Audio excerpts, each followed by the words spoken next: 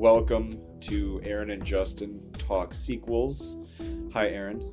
Hi, how are you? Hi, I'm great. This week we are going to cover a marathon of the Before trilogy, Richard Linklater's critically praised darling of some romantic movies. I don't even know how to describe this weird experiment. Yeah, they're definitely. I mean, I'd say they're romance films. Yeah. So what's your memory of Richard Linklater? Did you follow him when you were a youngster? I only remember Waking Life, and I remember feeling like it was pretty pretentious and one note because we only went and saw it because they rotoscoped it. But I'm sure it's not bad. Like, if I watch it again, I'd probably find things I enjoyed in it more than I did the first time around. But that's the first I remember of Linklater. Yeah, I was a bigger fan, but just touching on Waking Life, because that's actually where I think I disconnected. Oh, really? I piled on with the guy. Like, he was one of the pioneers of the independent film movement in the 90s, and he had such a name that I just wanted to watch him because it was cool. Yeah. Never really appreciating what he did in the 90s because, we were teenagers and stupid. And Waking Life, I think, was pretty much that last movie where I was on that bandwagon. And because beforehand we had Slacker, which I can't remember, but I know I watched. There was Dazed and Confused, which is obviously a classic and everyone has seen it. Yeah, I definitely have never seen those two films. Which is but crazy. It's one of those that I know a lot about because everybody's talked about it, so I've seen parts of it here and there for whatever reason. I get that that's where the McConaughey joke comes from, where he's like, McConaughey's the best part. Right. Yeah. All right. But I never got around to seeing it, Suburbia was big for me. That was Giovanni Suburbia? Ribisi. Was it? Okay. And I just thought he was cool. But you missed Before Sunrise. You never saw that. Never saw that film. Yeah. No. But did you know about it? I mean, I've been aware just as a film fan, like we are. Yeah. There's so many movies where we're aware of that we kind of just let skip. Yeah, I mean, I'm aware of like all kinds of modern music. Like, I'm pretty up to date on rap stars and pop music, but I've never heard any of this music in my life. But I read about them like in articles, so I know about them. But yeah, that's how I feel about a lot of filmmakers that we grew up with. Like, I've known about the Before movies, but I've never gotten around to seeing them until recently. Yeah, and I think for all these years I've written off Richard Linklater, and revisiting these movies, I don't think that was fair. This guy has one hell of a style, and it drips through these movies. Did you see Boyhood?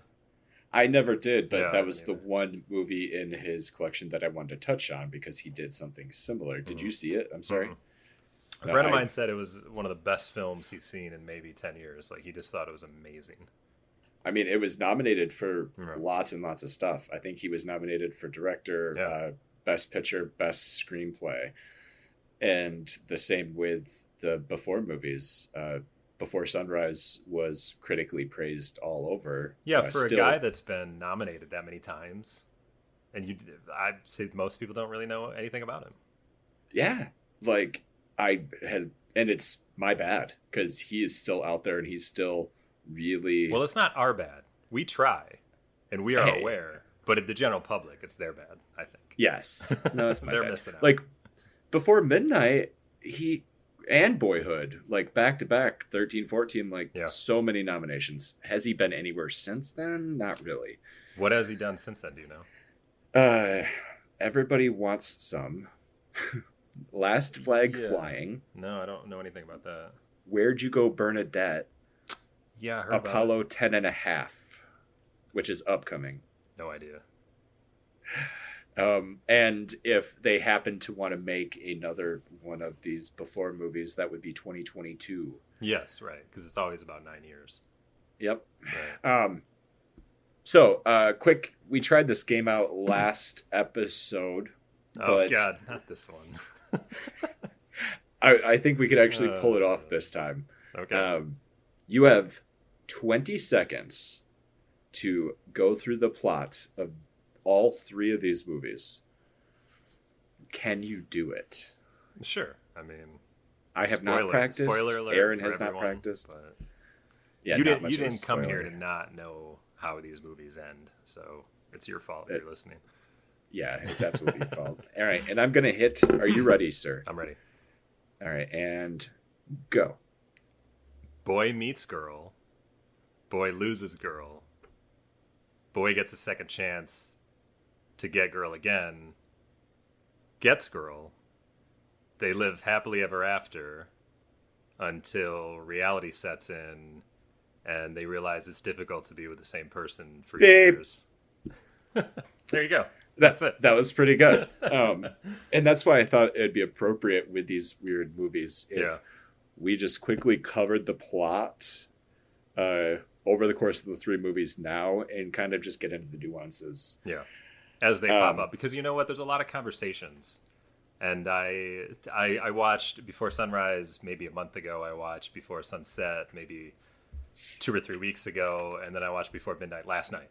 So Midnight's obviously in my head, and I know the most about it. However, I did skim over quickly the last two. Like every 10 minutes, I'd click on, and watch them. So I was like, oh yeah, that's right, they talked about that. Oh yeah, that's right, they talked about that.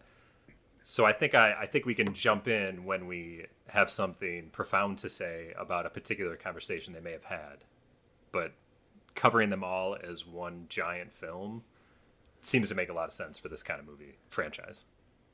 Yeah, and we'll talk about how well they do as just sequels later, but they really build on top of each other in a way that not a lot of movies do. Yeah. And it might just be because of Linklater's use of time. And I want to say that out loud just in case we didn't, because I don't think we did. Yeah. These movies all take place 9 years apart with the same actors in the same roles, and in each movie 9 years have passed, so we literally get to watch this relationship age over the course of 3 movies. And to its credit, the first movie you get one morning together. The second movie you literally get an hour and 20 minutes together, which I believe is exactly from when they meet up again and then end, right? Did they do real time? They did real time, yeah. I mean, they shot the movie over like 11 days, but right. it looks pretty much like real time. And then the third one is, like I think a day maybe. Yeah, because it kind of starts when there's an airport scene. They take a drive. It's no more than a day. Yeah, so it's got to be a day, pretty much around there. Anyway, okay. Yeah, he dropped him off in the morning, and then at night they're at the hotel. Right. But we'll get to that. Yeah, we'll get to that. So, real quick, the plot of the Before trilogy is this. A boy, You want Jesse, me to time this? I should time this. Hold on a second. Let me see if you can do it in a minute. Absolutely. I hate dead air, but give me 1 second. Okay, here I go. A boy named Jesse meets a girl. Oh, I'm going to lose her name. Celine? A girl named Celine on a train while traveling Europe. They meet. They hit it off. He has to spend the evening in Vienna waiting for a cheap flight home. He convinces her, because they're attracted to each other, to hang out with him all night. They do. They fall crazy in love in that way that you do when you first meet somebody you're attracted to. And they both agree that in 6 months, they will come back to that train station and they will give it a shot. Because it's not realistic that they drop everything and try to just start a relationship on the fly. And that's that. That's the first movie. We jump 9 years later. And these characters It took you 50 seconds to get through the first movie. So darn it. You're out of time. Oh. I think I explained it fairly well. You just don't have any of the bad. details. Now we can get into the details. Yeah. But that is Before Sunrise, which came out in 1995. Yep. They made it for about $2.5 million, doubled the budget. Or not the budget, but doubled their money back. Richard Linklater wrote it with Kim Krazan, because Linklater had an experience like this. He met somebody, they spent a date together, I guess, and it was always on his mind, like, I wonder where she is now, that kind of thing. So he hooked up with this other writer, Kim, and they kind of crafted this story. He However, worked with him on Suburbia. Not Suburbia. she was an actress, right? Slacker. Yeah, Yep. she was like an actress, and she was a writer, so he worked with her. And I think, but I think once they found Ethan Hawke and Julie Delpy to play these roles, from what I read, they kind of gave the script to them, and then they rewrote it in their voice. Yep, they said that it wasn't very romantic. Yeah. And so, yeah. But that's where we are. Ethan Hawke and Delpy are uncredited writers on this film, but they are credited writers on the last two sequels. Yes. It's very much a partnership between them two and Linklater. Which is pretty unique, I think. You know? I mean, that right there is why it felt cool that this would continue. Because it was almost like they all together were trying an experiment. You know what I mean? I like that. Yeah, a lot of what he does is so experimental that it's so weird. It's a different experience watching these kind of movies. And I like it. It's a good different. You don't see these kind of movies anymore at all. So on to Before Sunset. So just the plot real quick. Yep. These characters meet again 9 years later, but it's not by accident. Jesse has written a book about their experience that night, and his last stop on his book tour is in Paris, and that's where Celine lives. Yeah. Celine finds out and tracks him down, and the two of them talk again for another hour and a half, getting to know each other again, at the end of which Ethan Hawke suggests that, it is suggested that the two of them are going to get together at the end. Yeah, I would say it's definitely the best ending of all three, I think. I think it's a cool ending where she says, "You're going to miss your plane," as a joke almost. And he's like, "I know." And that's just how it ends. So it has an ambiguous ending, but I think when you walk, if you didn't know about the third movie, you walk away, like before it came out, you walk away from that movie, you felt pretty good, like, they're getting together. You know what I mean? It was cute. There is some conflict, though, that I want to throw in there real quick. Ethan Hawke is now married. Yep. Celine has a boyfriend. So they both have things going on in their lives. He's just some asshole. She's not gonna. He's easy to dump. Yes, boyfriend. The imaginary guy is easy to dump. The last movie, Before Midnight, sees the characters 9 years later again. Ethan Hawke just spent the summer with his son, and he's flying home, and he's sad, and he's emotional. And the whole family has been vacationing in Greece with another writer, and it's their last night there, and this family buys Ethan Hawke or Jesse and Celine a hotel room as a celebration present. They get into a big fight, and they talk about the nature of their relationship, and the movie ends ambiguously once again, with just a suggestion of which way the relationship is going. Yeah. In this, we also think that they're going to stay together. But yeah, these three movies are these two people talking in their own little world and trying to figure out their emotions and where they sit in relation to each other. So I want to ask an important question. Right. Do you like these characters? I do like them. I like Ethan Hawke a little more than I do Julie Delpy. Oh, that's so funny. I'm the opposite. Are you? Interesting. Yeah, tell me why. Well, and I just want to let you know that I consulted a lot of this with my wife because I needed a female perspective. Oh, I'm married. And then I was like, is it just me, or is she a little high strung and a little bit, as he puts it, the mayor of Crazy Town? And she said, no, she definitely is. She's got to relax. And I said, thank you, because that's how I feel, that she is kind of the cause of a lot of the turmoil in their future relationship. But it's very honest. It's not like it's a bad characteristic. And the good thing about Ethan Hawke, Jesse, is that he loves that about her. You know, he's okay with that, with the way she is, you know? See, that's so tricky because my read on it is that she is the very honest character and he is the very dishonest character. She's always been open with her emotions and feelings. Yeah. Well, he has never really been into that, and he just puts on this veil of having feelings. And I'll back that up once we go a little deeper into each film. But so my overall is that he kind of sucks and she's kind of amazing. That's interesting. I do think that she's very honest and she's very open, but at the same, it's kind of, you know how like if you're at work and somebody wants you to work on a project or something, and you're like you don't want to do it, so you're just like, oh, that's stupid. Like why would you want to do that? Like you always have to. I always tell people you have to have something to replace it with. You can't just say you don't want to do something. You can't just say something sucks if you don't have a better idea. My point to that is, if she's honest and open, she doesn't follow it up with a way to fix the problems. She's just honest and open to start a fight, but is never there to help resolve it. That's what bothers me about her honesty, I guess.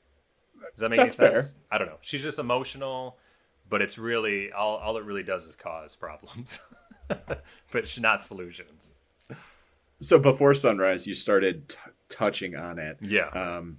All these movies were written at the appropriate moment as a collaboration between the three, and they all have a distinct feeling attached to them. Before Sunrise, the first film is very much I'm early 20s and I can do anything and I can own the world.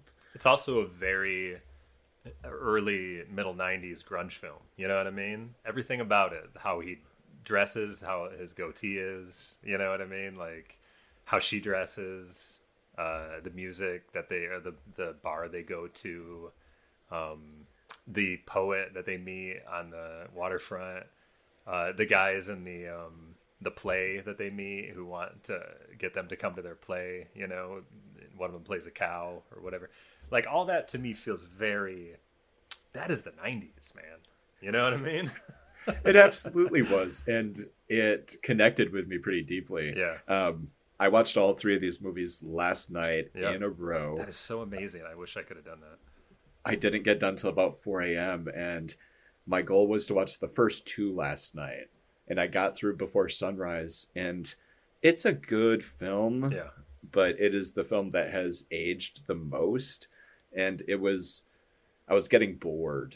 I knew that the ending was coming, and there wasn't a lot of dramatic tension for me, so I was just bored. See, I'm glad you think that, because I think we would have thought absolutely differently if we had seen it when we were kids, because it's almost like every guy wants to be that Jesse. You know what I mean? We all wanted to be the cool guy who would meet some foreign woman while we were going across Europe, pretending we were a poet, whatever. But no one ever did. You know what I mean? It was all just some dream of some people's. And that's why I think it's a great film. That's why I think it's a cool, fun story, but it's not really reality, I think. You've never had that Before Sunrise experience? I have never had that Before Sunrise experience. Did you have that Before Sunrise experience? I've absolutely had a Before Sunrise experience. Let me hear that experience. I have to hear that, because this is another reason why I picked these films, is that I thought we would really open up and I would get to know you better than I've ever known you before in my life. So it's not true, because these are from when we knew each other the best. And I've got like 15 personal stories from before midnight, but I'm not going to touch on most of them. Right, that's sad. Before Sunrise, I went and I spent a weekend with our mutual friend Lindsay in Philadelphia a billion years ago. Oh, yeah, right. And she took me to a house party where I met a lovely red-haired woman. And I can't remember her name, but I wish I could. What city was this again? Philadelphia? Philadelphia. Now that you say this, I totally had an experience with a friend of mine that we went to Pittsburgh. Isn't that funny? Go ahead. Really? Yeah.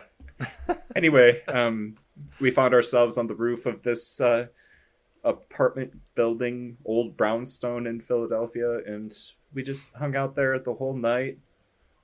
Had, we never had a park Yeah, experience. you were at a house party kind of thing. Yeah, Like there was a reason but for you both to be there. we had Right. some amazing kissing. Oh, okay. That's yeah. She was an amazing kisser. So you had one night. You had one night with her. Yep, and I never saw her You again. never saw her again. Did you ever trade information or anything like that? No. Good. Good. What year was this about? Like early God, I don't know. 2000s? Yeah, probably It was after we graduated, 2005. for sure. Yeah. Yeah. Okay. Well, that's what I like about Before Sunrise is that they are absolutely right that if you are trying to do a long distance thing, it will fizzle out. And Nope. you should not trade information. And that's another beauty behind the 90s film is that was possible. Now there'd be no way. You could always find somebody. You wouldn't even have to trade anything. There'd be a way to find you. It's true. A couple of conversations to point out in Before Sunrise. Ethan Hawke, who has zero good ideas, by the way. Hey, he developed reality television, right? Or he came up with Celine it is always talking about these beautiful, deep things. And then Ethan Hawke is always going to come back with reincarnation. If you think about it, there's like 8 billion of us. But 1,000 years ago, there was only like 1 million of us. So like each time, that means that we're all just a fraction of a person that used to be. Yeah, somebody. And else. that we're all these little shards. And it was terrible. Yeah, but you got to be honest though that is men. That's guys. Like he's a pretty accurate description of a person. Which is Of a man, I mean. just terrible. So that But it's conversation true, of 'cause I reincarnation think comes that up when two we- more times. When we try too hard, that's how we sound too. That's true. You know what I mean? And Yeah. these characters aren't two-dimensional. These are very well-rounded three-dimensional characters Yeah. where you can look at different moments in these movies and they both look like great people and they both look like terrible people. So what we find out in Before Sunrise about these characters is that Celine is nuts. Yeah. That she has been reported to the police for threatening to murder an ex-boyfriend. Yeah. And they found evidence in writings that she made about murdering this ex-boyfriend. So that's her. So they're just very clearly saying, hey, this chick is kind of nuts, but it doesn't matter because they're just so hot for each other. Yeah. They're not really letting reality sink in. Like she just said she was investigated for attempted murder, but he doesn't care. Another conversation they have is where they try to get each other to point out each other's faults in that first movie. And Ethan Hawke is quick to say, oh, absolutely not. That's a recipe for disaster. You never answer that question. Which is a conversation that comes back up again Before Midnight. And then, well, I don't want to hit that one yet because that's the next movie. But do I have any? I have big notes here that says Ethan is a liar. There's but most something of them, about the grandmother too. Like she talks about how he talks about how his grandmother died in the first movie, and that he kind of saw her in his garden hose reflection or something like that. Yeah, which is so creepy. Yeah. Hey, so I saw my dead grandmother. Right. Nobody believed me. Right. And then she's like, oh my God, I want to bang this guy so bad because he saw his dead grandma. But there's the grandma connection because it happens again. She has a grandma connection in the second movie. And then there's a third grandma connection in the third movie. So there's something about grandmothers I'm not reading into, but they mention them in each. A grandparent dies in each film, or at least is talked about dying in each film. Yeah. What is that about? What am I missing? I didn't put that together. Yeah. So I don't know. Maybe it's really cerebral, and I'm just not getting it, or it means nothing, and it's just a quick callback. They decided to carry on for some reason. Yeah, because she's on her way back from visiting her grandmother. That's how they meet. Yes. And then it turns out that he had come to Europe. Yeah, Ethan Hawke is a liar.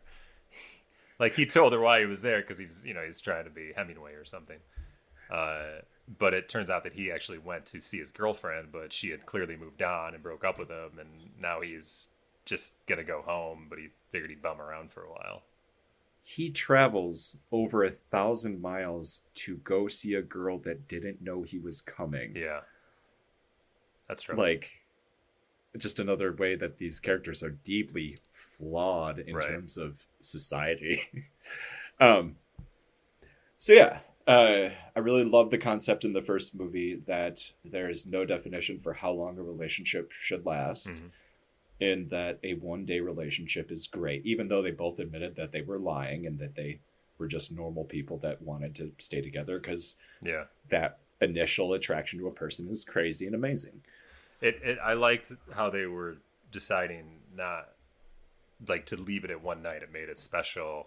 So I was like getting disappointed at the end that they seemed to be going back on that, because I like, no, stick with it. You can do it. But they did come to some sort of compromise where they're supposed to meet up 6 months later. And I was like, all right, fine. But I just thought they shouldn't have at all. That's one of the oldest film tropes, and it's fine that it was there. But yeah. I mean, that's been used over and over and over.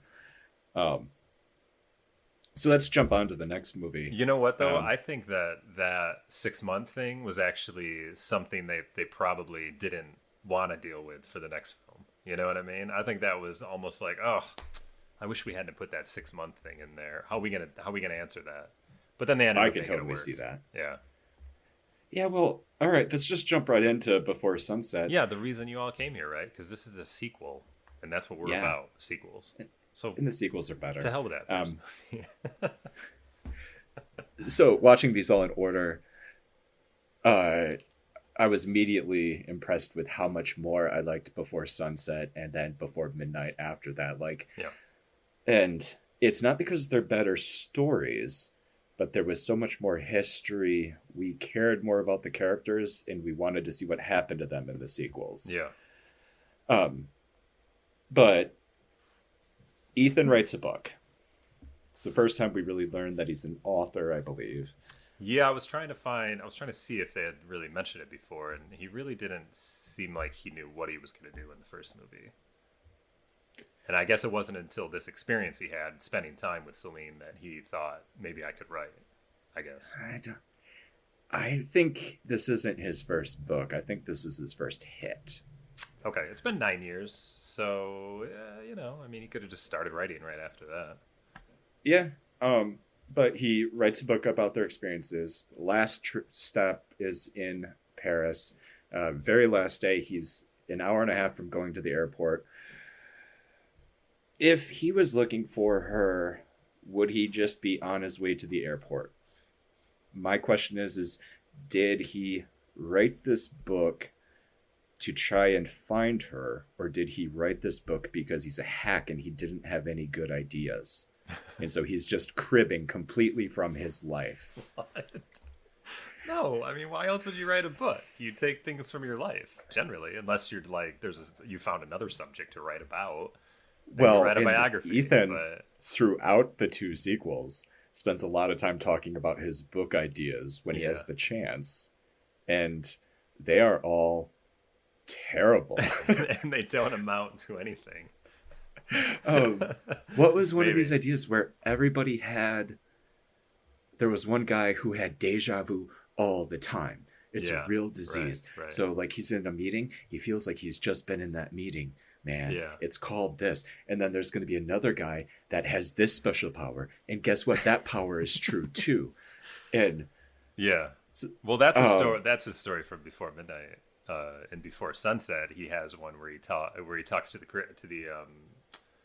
book reviewers or whoever they are in that Paris bookstore about his new idea for a film where it takes place within I don't know what he meant, like in the length of a pop song. So I'm like, is it a 4-minute book? I don't really. And then he went on this huge thing about this guy seeing his daughter and it reminded him of his past love, whatever. I don't know. Maybe he wrote those books too. Who knows? Oh no, I'm 100% sure he wrote those books too. But nobody liked them. Nobody cares because they're garbage because he has no original ideas. Well, I think that them meeting up again in this film is not by accident. I think that he, in all honesty, did write this book to find her. and that he knew, and then he almost set up the fact that, like, well, let's make sure we're in Paris for one of these, because that's the only info he did know, is that she was from Paris, that she did live in Paris. He didn't know if she'd still be living there when he was there, but this is why he wrote the book. I believe that. You can totally read into that, but you absolutely could also say that she is the reason that they got back together, because she actually went to the store to find him. Yes. Oh, absolutely. But he's the one that made that happen. Because I think it might be a chicken and an egg situation. I don't know. Like, it's just but a he had to write the different book perspective in order for her to know that he'd be there.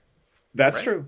So yeah, he was an uncreative hack. He was trying to make some money, and he happened to run into the girl. And so I see it as she genuinely has never been able to get over that night. Yeah. But he totally moved on. He got married. He had a kid. Well, you know why he moved on? We discover so she sees him at the bookstore. He's got an hour and a half for his flight. Hey, let's get some coffee. They start talking. Oh, this is weird. I can't believe we're back together, talking again or whatever. But I've just wanted to see you ever since. I want to know everything about you. And she was like, I just want to get this off my chest. Like, did you show up 6 months from that meeting in 94? And he was looking at her face and he says, no. And she's like, oh my God, thank you. Because I didn't either. My grandmother just died. I wasn't able to go because it was her funeral that day.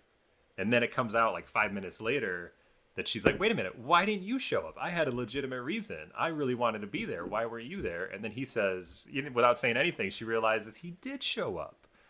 So he didn't move on. He totally moved on. No, he showed up. And it was never showed up. He showed up and it destroyed him. And that's why he moved on. Because he was like her in that she's naive. She's beautiful in body and spirit, and in her mind. But she's also naive. But Celine's way of life is like, she puts all of her effort into something, and if it doesn't work out, she's against it forever from then on. You know what I mean? Yeah. Whereas he's not really like that, but that's what happened to him after she'd never showed up on those 6 months. That's all I'm saying. That's why he moved on. And I have this under my heading of Ethan is a liar. Yeah. This is another one of those slight little perspective shifts. Okay. There is no reason to believe, and there's no way to ever know if he was actually there. Yeah. And it feels like he did the thing where he knew he couldn't get caught, so he lied to get her romantic flair going because he could get away with it. Right. Because he's so bored to death with his wife, and he's so bored to death with just normal life that he sees this love from years ago, and he's like, I want this. This is way better than boring life.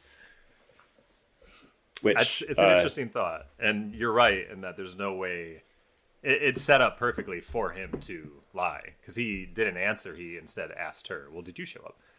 Yes. Yeah, I guess. And so then their he doesn't whole even relationship say is based on a lie.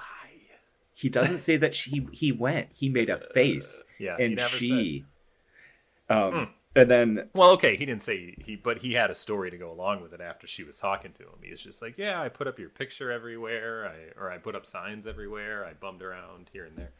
He did get into it a little more. He did give some details about his time there. So here's my question. Yeah. Was his marriage bad, or was he just telling her a story because he wanted to get in her pants? Well, this is inherently the difficult part for me with this film, in that I kept thinking about that kid. I kept thinking about his son, and I'm just like, this movie really better win me over, because I feel like he's just kind of like a creep. He's kind of being a deadbeat right now, and it kind of pissed me off. But I got to tell you, it kind of won me over. It mostly won me over at the end, where I was just like, this really is the love of his life. And I think he's serious in that he's very unhappy with his wife. I agree with you, because I think he's dumb. And his inherent first thought is to lie. And I don't think it's to be a bad person. He just wants to make himself look like he's cooler than he actually is, or that he's in control more than he actually is. Yes, and I think he adds these stories to make himself be cool. But there's one thing in that moment in the second movie where he's trying to convince her. It feels like there was some convincing in her apartment, and his argument is, or her argument is, to him that he shouldn't settle. Like it was a no-win situation, that settling and just staying married for his kid wasn't true to him. And it's a big concept that comes up again in that movie, where should he just have been, this is good enough, I have a great life, or should I look for that true love? Yeah, right. It also goes back to the first movie where he talks about his parents briefly, and that she's like, are your parents still together? And he's like, no, finally. Like, they just stay together for me and my sister, but they shouldn't have. They should have got, that kind of thing. So I don't know. It connects to that in a way too, It's very true. It's all part of them growing up, and in their 30s, they're still idealistic and still looking for that magic that they were told is in the world. And by the third movie, they have to come back down, and his argument for her to stay with him is, you should totally settle. For me. For me. Yeah. And because this is as good as it gets. And It's not any magic anymore. It's real life. And you know what? Relationships are hard. It's never like it was at the beginning. And you have to read into that and to see that she agrees. And she kind of gives in and decides that this relationship is good. Yeah. Even though I have another different take on that too. It's hard. I'm with you on what you're saying. It's hard not to make it sound like a bad thing when you put it that way. But it does seem like a good thing, because the first movie is not reality. It's just, it was never, they were never going to keep it up. It was just not the way life is going to be. So that's why not how relationships work. Right. The way you describe them in the second film is more realistic, in that it's not that we are settling for each other, but it's not a bad thing. It's just that this is life. So let's not push it aside, because it's not as romantic as we were in the first movie, basically. Yeah. That's so sad. And so, but true. And I'm sure we'll find more stuff to talk about in the second movie, but I'm ready to start covering the themes of the third movie. Yeah. Now, the second movie is pretty easy plot-wise to discuss, because they meet at that bookstore. They walk around for an hour and a half. They do their big convos about things they believe. They go to a cafe. They walk some more.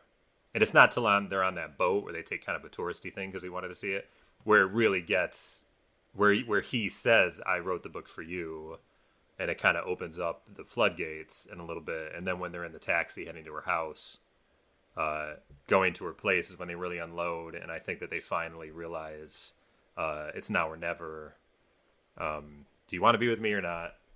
I'm unhappy in my marriage. Let's just make it work. Blah, blah, blah, blah, blah. So then they get to her apartment, and the way the movie ends is she settles or gives in, and it's clear that they're going to be together at the end. Yeah. There you go. Something that I really loved that Linklater did in these movies, it was at the end of the first movie where the action had kind of stopped and she had gotten on the train, and then they started showing all of the scenes where they had been the night before. Yeah, just I like that empty. Too. Yeah. And it really worked on me seeing all these moments.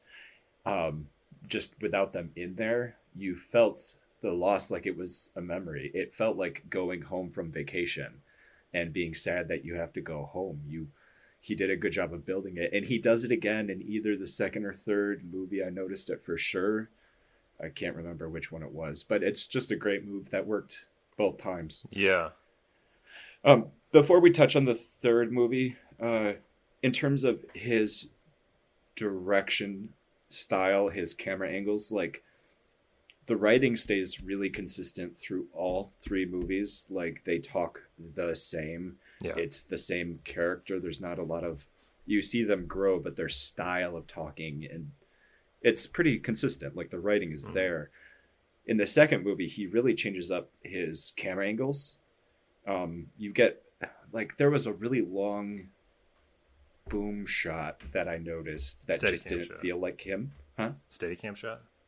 No, like it was up over their heads, yeah. And then it went down and followed them, and it's a shot that didn't really feel like it matched up with most of the movie, just because so much of the movie is planted on them. Yeah, you're always at street level with them generally. And so the second movie had more of that, but the third movie goes completely back to the style of the first movie, and it's much more grounded. Yeah.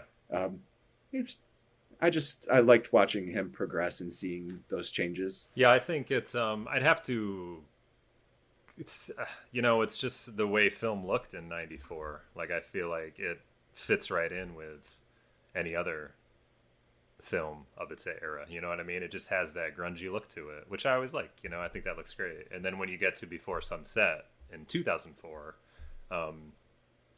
it feels like more of a Woody Allen film is what it looked like to me. Everything's got a little bit of a orange hue to it almost. You know what I mean?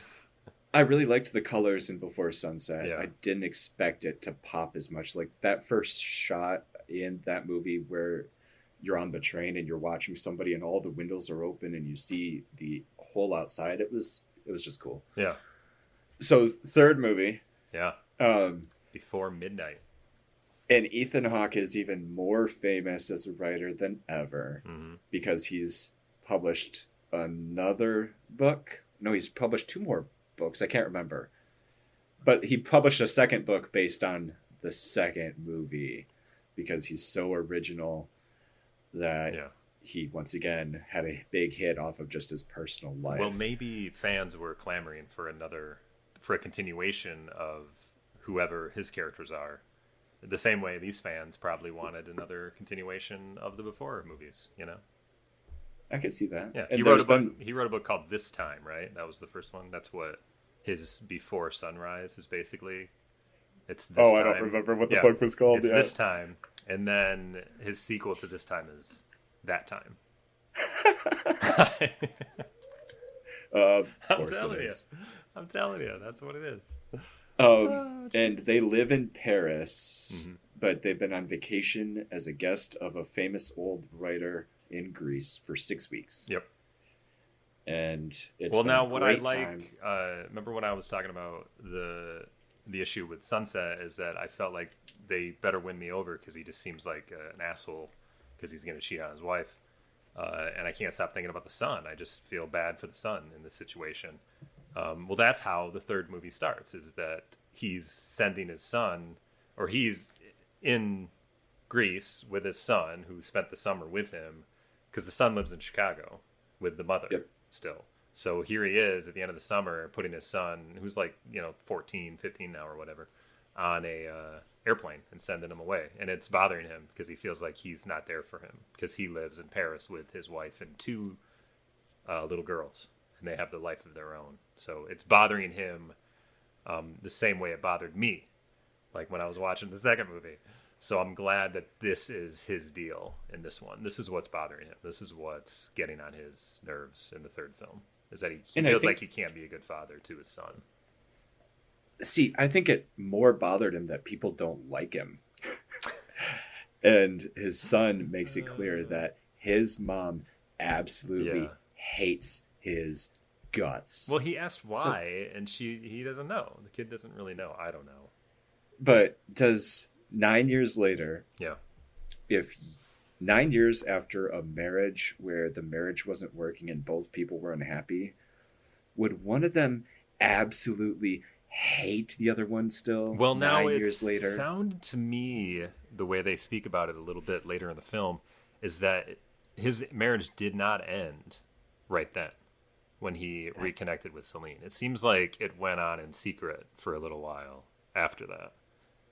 It does seem... So I think that added into the fact that he was cheating on his wife and he didn't tell her.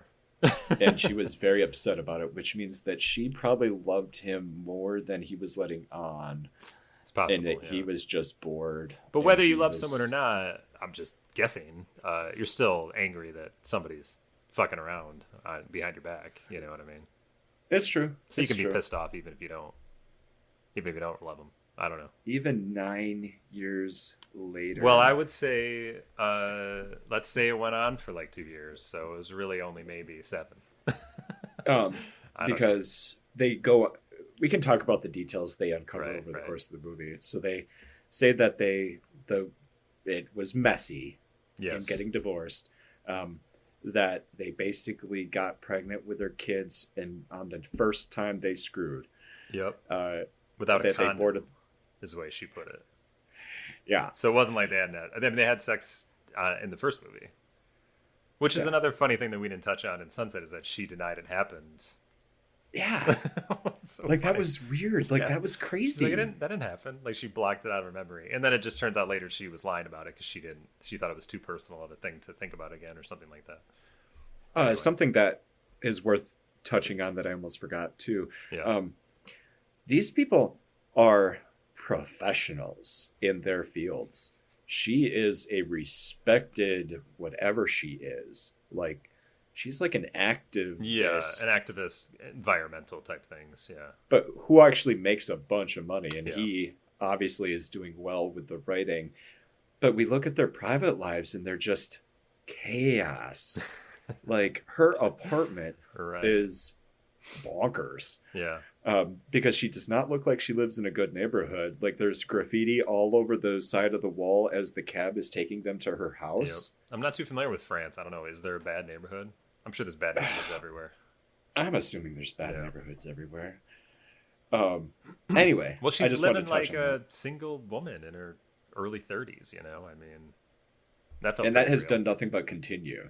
They have been incredibly successful in their professional Yeah, lives when we hit the third movie. Um, so much so that they're arguing about her changing jobs yeah, because she's going to join the government because she's so sick of not getting anything done as an environmentalist. And just think of that real quick, that change from being 20 and wanting to be an activist and wanting to change the world, and now you're 40 and you're like, I'm so sick of not getting anything done, I'm yeah. going to I join the haven't done government and I'm anything. going to change the laws. Right. And um, then at the same time, the thing that's bothering him about being a father to his son, without really saying it, she's getting the idea that you want to move to Chicago, so we're closer to him, don't you? Like that, like we have to do what you want to do now, and ruin my chances at this dream job that she may get or whatever. So that pisses her off, you know. But he didn't really say he wanted to do that, but I guess it does kind of infer that's what he's thinking. yeah, you can tell. Well, we actually know why she's thinking that a little later on, Yeah. and I don't want to talk Well, what about that happens quite next? yet. So they drop he drops his kid off at the airport, and then they drive to Back back to the to, vacation spot they've been at with this author and his family, and at this yep, villa basically, and they have and this they dinner, have which I didn't dinner. really care for. The dinner? Yeah. Why? Well, what's good about the three movies is that they felt very real, and the way that Ethan Hawke and Julie Delpy act, and the way they act together, always feels very real. You know.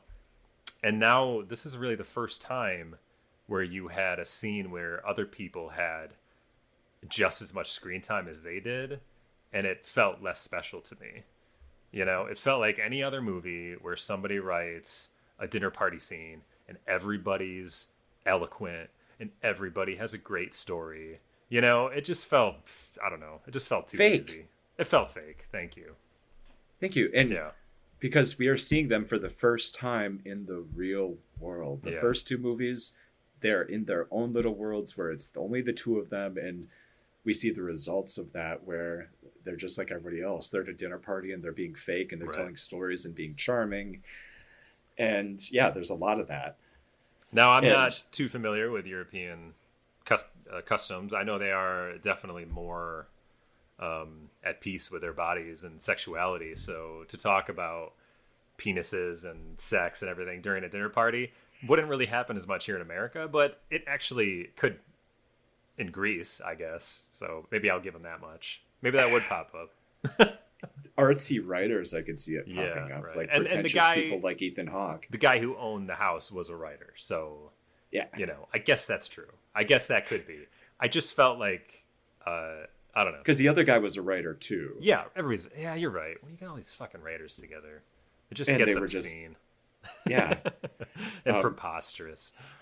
So as a going away present, because they're going back, the old writer guy or whoever, they got them a present. They put them up in a hotel room for the night. Yeah, they're just the going two to of watch them. their kids. Yep, and they're just going to let them have a romantic evening, which Celine absolutely doesn't want to do because she's pissed at Jesse and she knows that it's going to suck all night. Well, I think they were, and they're almost like scared to do it. Both of them are, because she kind of said, "Hey, can you mention how we don't really want to do it?" He's like, "Oh yeah. Hey, do we have to? Can we get our money back? Can you get your money back for that? So he was quick on it too, because I think they were afraid to be alone together. But how real was that moment? Like That was pretty real.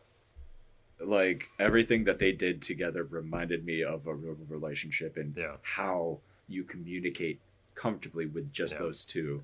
I will say also about the meal is that when I mentioned my wife and I watched these films together, she just thought she was being a bitch in that dinner. The way she was talking about him, it's like she blames him for being a man, and that comes up a lot, and it's pretty unfair.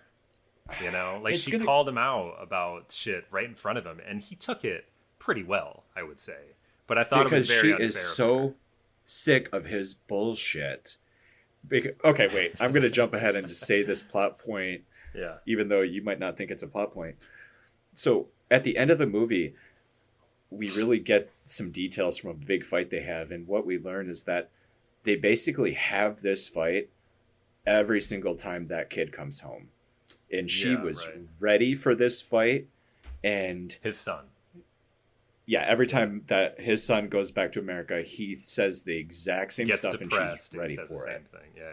Yep. And so she's already irritated because she knows that it's coming. The way that people in a relationship can read each other, she knows that the day is going to suck and she's just trying to put up with it, but she just is sick of it. And so she's picking at him because she, a couple's fight.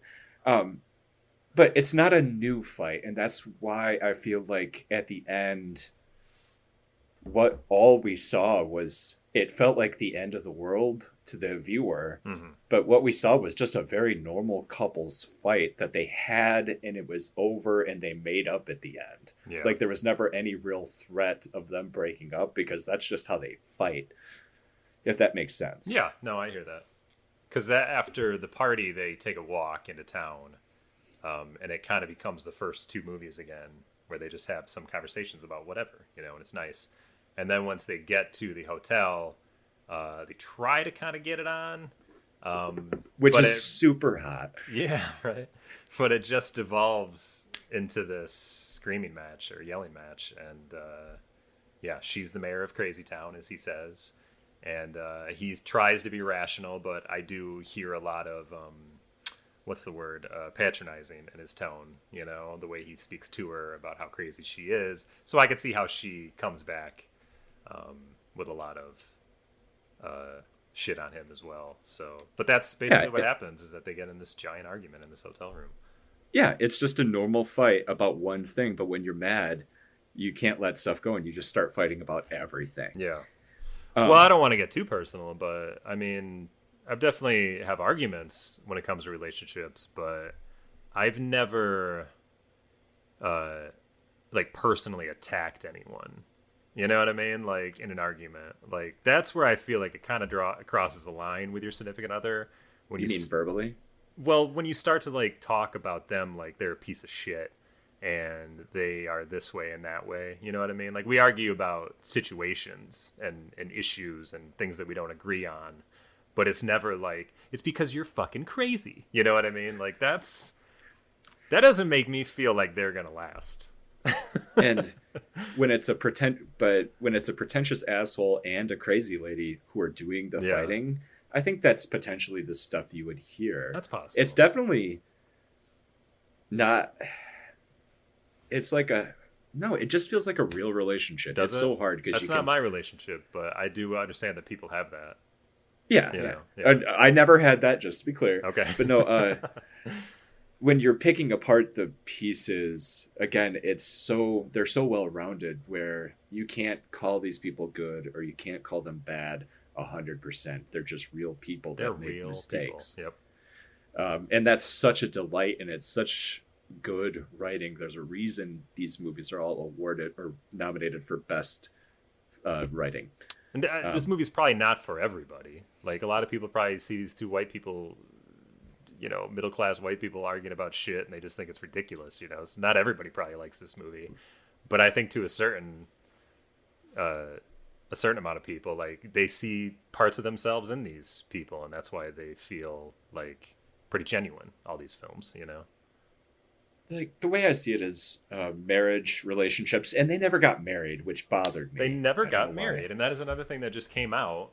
It came out later in the movie, the same way that he was married with a son came out later in the movie in the second one. Like, it was never like talked about like exposition, which I liked. It just kind of all of a sudden came out. But then I noticed, like, yeah, they don't have rings on. They never have, you know, in any of the movie, you know. So I guess you could have put it together earlier. But I've never been the guy that's noticed the small details like a wedding ring or something. Well, I kind of want to finish this episode talking about Julie Delpy's breasts. Okay, yeah. It's logical. I think that's the next step in this. So they get a lot of love in this movie. Yeah, and they were amazing.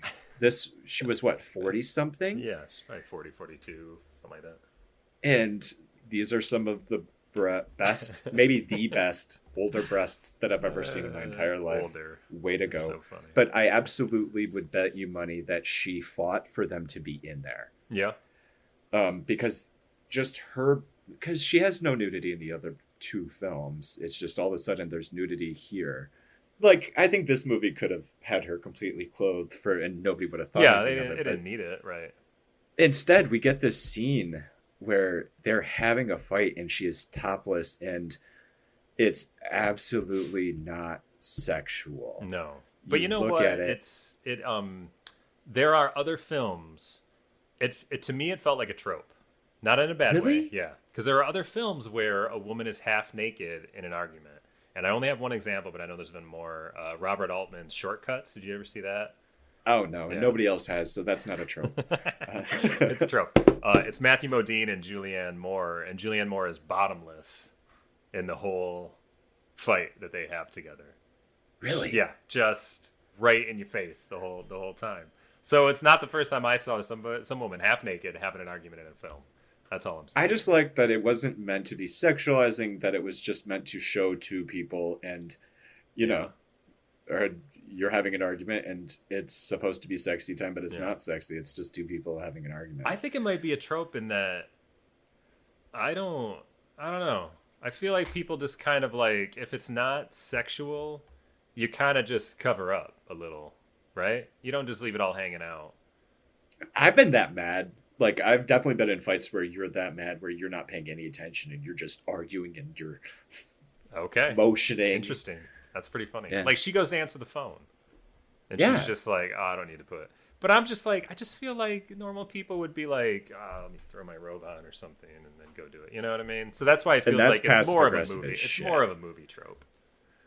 That people. So she was definitely being passive aggressive too. Her answering the phone and talking to his son. Yeah, what was that about? And then not letting him talk to him. The second time she did that, though, I think that showed that she is a little self-obsessed. Like, she's a little narcissistic. Like, she doesn't have... She's totally picking fights. No, she doesn't really have... I don't know if it's... In that moment, she may have used it as a passive-aggressive thing. But even when he called her in the car, she didn't think to, hey, do you want to talk to your son? I think that shows that she doesn't think much about other people. Maybe that's reading into it too much, but she's not concerned with his well-being. And that kind of made me mad, because I would never do that. If somebody's son called me, I'd be like, do you want to talk to your mom before you want? Like, I'm always checking in. Yeah, I would totally do the same thing. I wouldn't just be like, oh yeah, you wanted to talk to him? I had no idea. I didn't think about you. So that's what it seemed like to me. Kind of wrapping things up here. Yeah. Do you remember our standards for if this is a successful sequel? Yeah, I sort of like it's got to survive on its own. It has to tell a complete story. It has Complete to story. like end it. You know what I mean? Yep, has to have a clean Yeah. ending, and there's no hooks for a third installment. Right. It doesn't need a third to be what it is. Basically. Yes, for an additional installment. Yeah, yes, yeah. yes. So before sunset, does that hit the sequel thing? What do you think? It technically does, but if the first movie wasn't there, it would be much less. It'd be a worse movie. Yeah. I always go back to Aliens because I do think that Aliens is the perfect sequel and that you don't even need the first movie, really, to make it work. Well, you shouldn't need the first movie. Yeah. The sequel should tell a complete story. Yeah. And this does, but you would have to really fill in the parts that they mention on your own. Yeah, they kind of do in a way. Like when he's talking at the bookstore, they show images from the first movie. You know what I mean? So that's his little way of saying, like, I know you need the first one. But then by the third movie, he's like, you don't need any reminder. If you're coming back for the third one, it's because you're a fan of the first two. But when you make a sequel to a first one, he probably still had a little pressure on him to say, well, you got to make sure people connect this to the first movie. You know what I mean? Yeah. I mean, even with the third one, though, like, I feel like it would lose a lot of its power if we didn't know these characters before. Yeah. And it's only the patchwork of their experiences over the three movies where it's really successful. Yeah. So it's almost more like serialized storytelling than sequel storytelling, if that makes sense. But I do think it does survive. It does pass the test as a sequel because if you didn't see the first movie and you just saw the second, well, I take that back. The second movie does not work as its own piece of filmmaking without the first. It does. It's just not as good. The third movie you could watch without the first two. I think. It tells its own story and it's more complete. I agree with the third one. I think the third one could stand on its own, but it makes it better that you have seen the first two. But I don't think the second one survives on its own without the first. Yeah, like the third one is still a great movie without the others. And then the second one goes from being a great movie to just, oh, that was fine, without the sequel or without the first one. Yeah. What do you think is the best film out of the three? God, the second and third ones are the best. Yeah. I don't know what order I'd put them in. If you want to feel like, sorry, go ahead. Second, 2, 3, 1. 2, 3, is the order I would do. Okay. I think it's all about what feeling you want to get. If you want to feel romantic, you watch the first one. If you want to feel a harsh look at reality and get a little depressed, you watch the third one. So maybe the second one is the best viewing experience. I don't know, just because it's not too in your face and it's kind of nice to feel that they got back together. I don't know. I guess I would put it as I say 1, 2, 3. I really think you got to watch it in order because you got to see them age. I think aging is part of the other part that people come back to these movies for because you get to see them literally grow up before your eyes. And what's more fun than that than watching it straight through? You can't watch it out of order. Which again is part of the experimental nature of these films. Yeah. And something that Linklater also does in Boyhood. Yeah. He takes it to the max in Boyhood.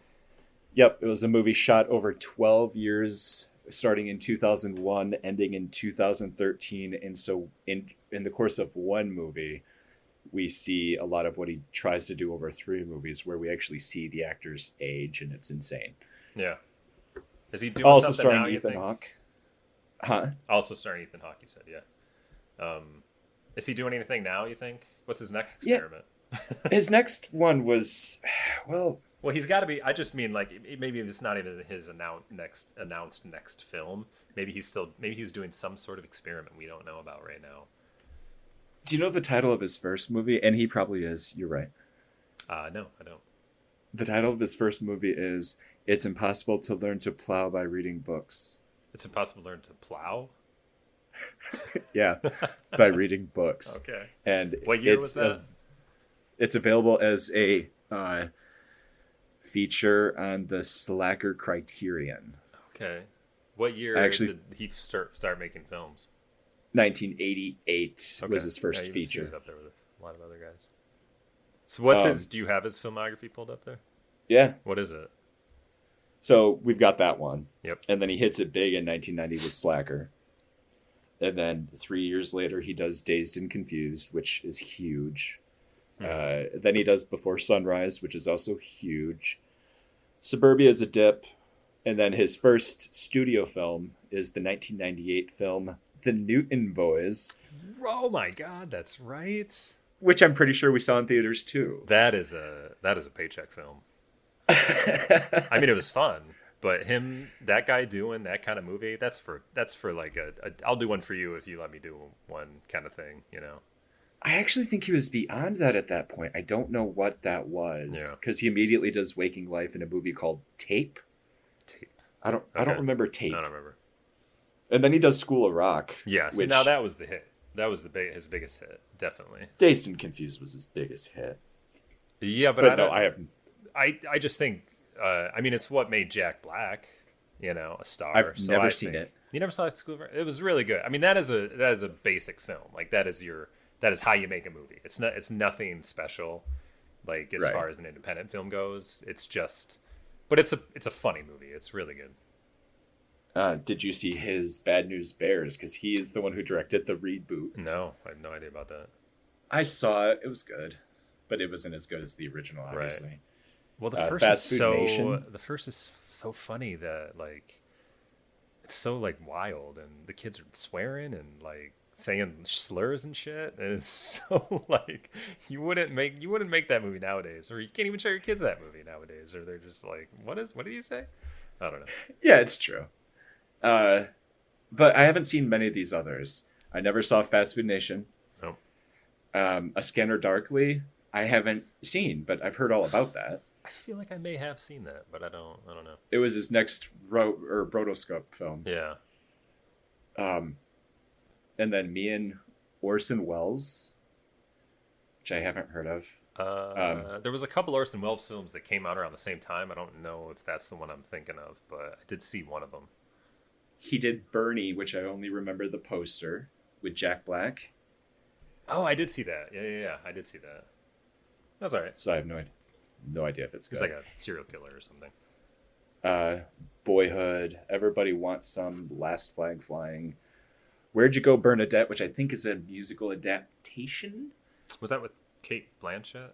Yes. Yeah, because she was up for an award, I feel like, for that. But Disappearances Can Be Deceiving. That actually looks good.